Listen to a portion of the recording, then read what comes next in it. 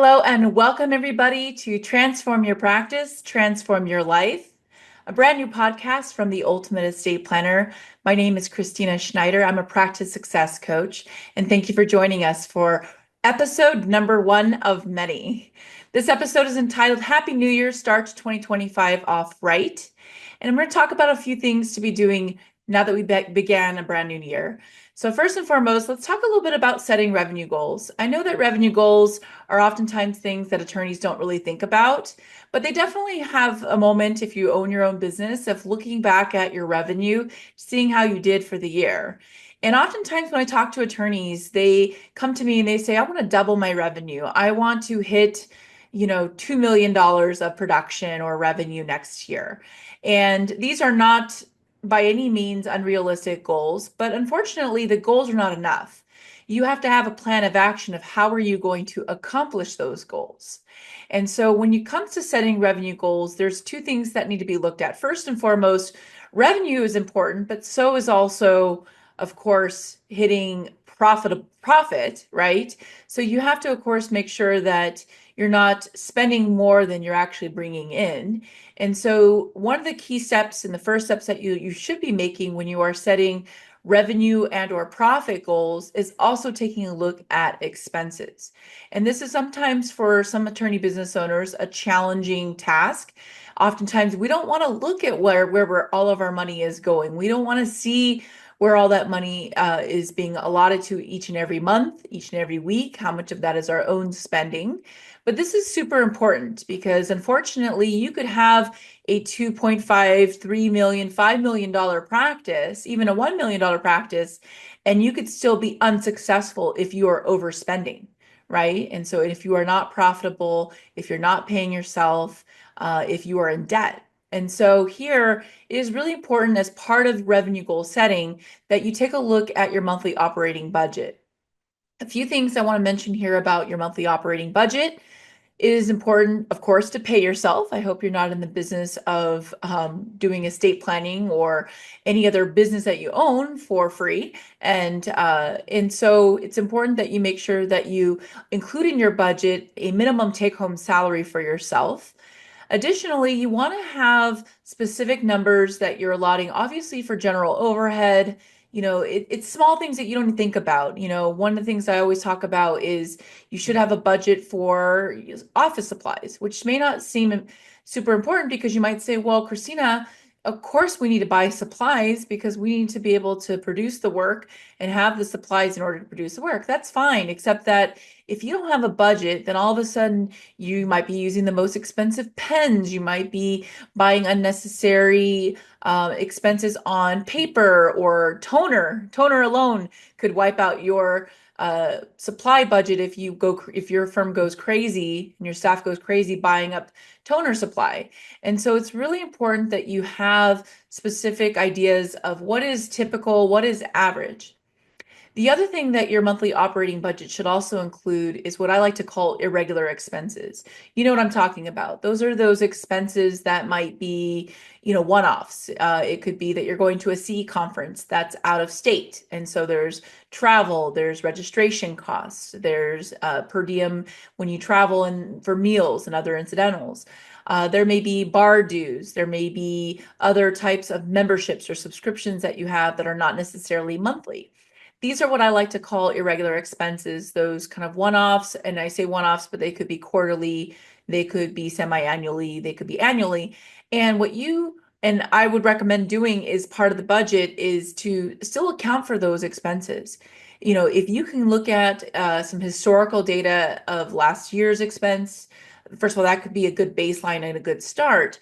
But then basically say, these non-typical expenses that I have that are, one-offs or subscriptions or things that aren't necessarily monthly, they added up to $12,000 or whatever it is. And so I'm going to now amortize that over the course of the year. So I'm going to have a budget line of about $1,000 a month for irregular expenses. Now, sometimes keep in mind, you might not necessarily have an expense that month at all.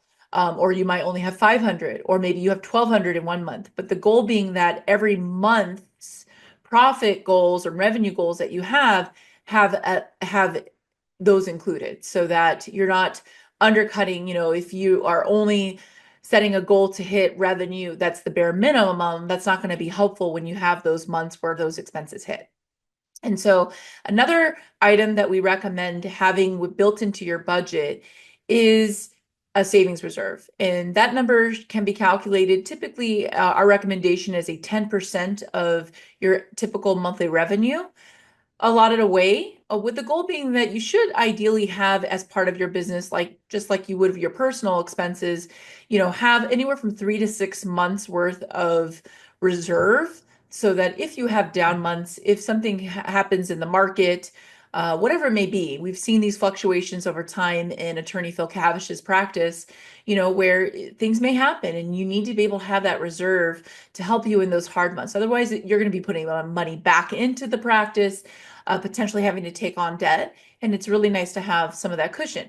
That cushion can also be helpful when you are doing things like building up your infrastructure, such as hiring, where you may take on some additional expense, which you may not reap the profit rewards or the revenue rewards monetarily for a few months while that person's gaining momentum and being trained up and allowing you to basically make money off of having people in place that allows you to do more revenue producing tasks. So setting revenue goals starts first and foremost, in my opinion, with looking at your monthly operating budget. From that monthly operating budget, you are able then to set some monthly revenue goals of what you need to make each and every month, not only to break even, what absolutely necessary to keep the doors open, but also what do you want to make that's profit? So if you want to make $120,000 of net profit at the end of the year, you need to now make $10,000 in excess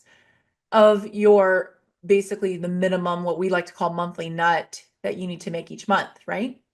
And then it's all a mathematical formula. And if you've attended our 2-day ultimate level event or any of our presentations where we go over revenue goal setting, you've heard this before, but the mathematical formula is simply your number of leads multiplied by the percentage of those leads that book an appointment, multiplied by the percentage of those people who booked an appointment actually show up for their appointment, multiplied by the engagement rate or your close rate or the attorney's close rate to engage you, engage the firm, multiplied by your average transaction fee. So what is the typical fee that you're collecting on average, multiplied by the number of transactions. Now, the number of transactions for most estate planning lawyers is going to be one transaction, right? However, it could be deemed to be multiple transactions if you have other areas of law or other work that you do. So for some people, they have, they might add an LLC or some other additional types of work. This formula, by the way, makes a lot more sense when you think of like a Target. They hope a lot of people have multiple $250 transactions per month, right? In your estate planning practice, it's typically one transaction per month for a client. So either way, becomes your mathematical formula for generating revenue. And then that equals your monthly revenue. And ideally, if you consistently do that every month, you multiply that by 12, that becomes your projected annual revenue. And if you look at these numbers and when people talk about KPIs or key performance indicators in practice, these are the key performance indicators that we really recommend that attorneys be looking at. Because for a lot of attorneys, they have no clue how many leads, how many people book an appointment, what is their cancellation no-show rate? So then therefore, what is their show rate? They don't know their close rate, and they always estimate their close rate. Oh, I engage a lot of my people, and that's fine, but you don't necessarily know that's just one component of the formula, because you may not be a part of the process when it comes to how do you nurture those leads, right? In our law firm, affiliated law firm, we do seminar marketing. So the attorney is still in control of, from those leads, how many people book an appointment at the seminar, how many people from those that booked appointments show up. We are measuring these metrics. The attorney is not a part of the process of booking the appointment at the seminar and confirming and getting the appointment to show up. There are staff members that are tasked with doing confirmation calls and making sure that people show up. You can see from that mathematical formula that if you have staff or other people involved in this process, you might need to look at other forms of how does your firm generate revenue, and the importance of those people being properly trained, being properly monitored, managed, and that those metrics are being measured, right?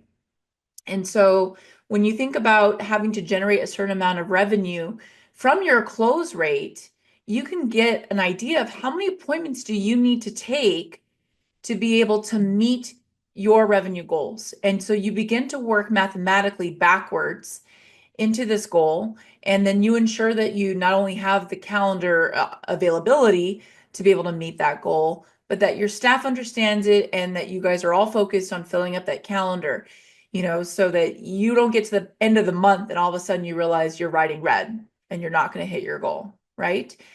So that's one way to start off 2025 right and hit your goals for 2025 and to be successful. Another part of this, in my mind, is that January comes with this new start, new year effect. And it's the perfect time to hold performance reviews. When we talk to attorneys, oftentimes none of them are doing performance reviews. And if they do, it's done very haphazardly. Maybe it's done upon the hiring date or when they remember to do them, or when it's time that they need to do it because they have, maybe certain behavioral or performance issues to address. We hold consistently at our affiliated law firm performance reviews every single January. We've even done it at our company at Ultimate Estate Planner at the end of the year. We found that to be helpful as well. But we know that whether it's in December or January, we are going to get a performance review. And that part of that performance review is going to be to set up goals for us for this year. We're going to reflect on how we did the year prior. And we're going to reflect also on the compensation that was made the year prior. And we're going to now focus on the new year. What specific goals and measurements do we have? We have an employee report card. One of the things I love about our employee report card is nothing about it has to do with anything related to estate planning work. It is all those soft skills that are related to having a fantastic employee as part of your team. Resourcefulness, team player, communication, attention to detail. These are skills, but they are necessary, but they address overall, between the personality and the skill set of an employee and what you would want. And we go over them and we give them, just like I say report card, because we give A, B, C, D, E, or not E, F ratings. And of course, we would never get to an F rating because there would already be some actions leading up to that point that they wouldn't even get to that review with an F. They'd be essentially terminated at that point. But we don't have C players. So if someone's getting a B, there is an expectation that if they have a C, that they are now essentially on, a disciplinary action track to get them to at least a B, and then eventually from the B with the goals to get them to an A. We can identify for them certain training needs or specific actions that need to be taken in order for them to increase their grade, if you will. And we find that this ability to review with them how they did the year prior and what we expect for them ties in really nicely to do this in January, because you now have your numbers from the year end. You now can set some goals for your business for the new year, and now utilize your own team and getting your team on board to help you hit those goals. The other thing that we find really helpful for people to do at these performance reviews at the beginning of the year, if it's appropriate, is to also review job duties. And I know that it might sound silly, but I'll give you, I've worked for attorney Phil Cavish for over 20 years now. And just a couple months ago, I provided a full list of all the things that I do. And I listed out my duties. And as part of my review for 2025, we're taking a look at those duties. And we're seeing what things am I currently doing that might need to be delegated? What things do I need to now add on to my duties? What things doesn't make sense for my time to be taken and spent doing, right? And so here, whether you've just held performance reviews, I don't care if you did it last month or 2 months ago, getting into a habit of doing them at the beginning of the year, go over job duties and job descriptions, with your staff, set specific goals for this year, and then make this an annual recurring event that happens every single year. The other thing that I mentioned, as I said before, is this is the opportunity where we go over and review and evaluate compensation. And this becomes a habit. I know that in March, I'm not going to ask for a raise because we just had a conversation about my compensation adjustment for the year.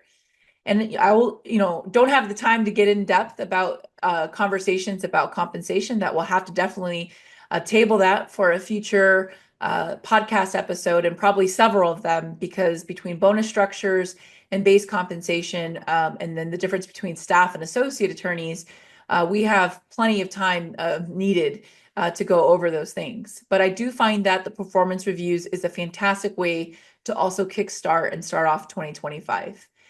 Additionally, as part of performance reviews, we highly recommend scheduling a mid-year review in July with a staff member and all your employees so that you check in with them. How are you doing? You shouldn't go an entire year to then get to the end of 2025 and hold a performance review next January and say, well, looks like you didn't hit any of your goals this year. No, there should be ongoing maintenance and ongoing check-ins to ensure that they are reaching their goals. A really key component of doing performance reviews is getting buy-in from your employees about their review, about clarification of their expectations. People like predictability. People like to know how they're being evaluated, and this is your opportunity to be able to communicate that with them. So those two things alone are a fantastic way to start off 2025 right. I highly recommend that you take care of those two tasks this month, as we have time to still do so. And I look forward to speaking with you on a future podcast episode and helping you unlock your practice's potential.